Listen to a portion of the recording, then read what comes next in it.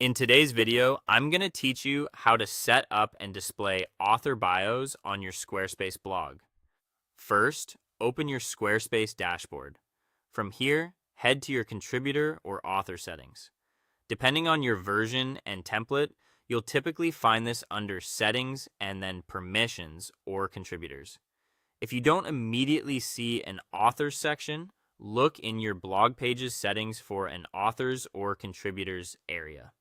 The key is to get to the place where you manage the people who can be listed as authors on your site. Next, create a new author profile or choose an existing one to edit. If you're creating a new profile, make sure the person has at least author level access so they can be assigned to posts. If you're editing, you'll simply open that profile to update the details. Now add the essentials: the author's display name, a profile image, and a short bio. Use the name you want readers to see publicly. For the profile image, choose a clear, high-resolution headshot that's roughly square so it crops nicely in most blog layouts. For the bio, aim for 1 to 3 sentences that establish expertise and tone, just enough to help readers connect without overwhelming the design.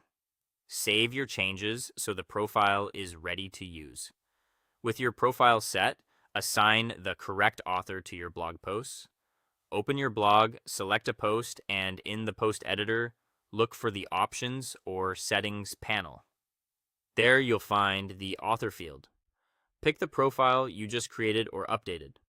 Repeat this for any posts that need the correct author attached.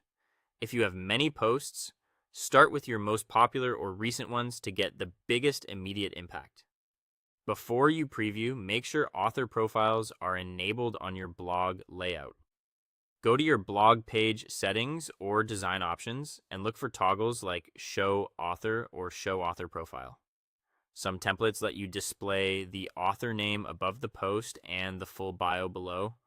Others only show the name by default, with an additional option for the bio box. Finally, preview a blog post to confirm everything looks right.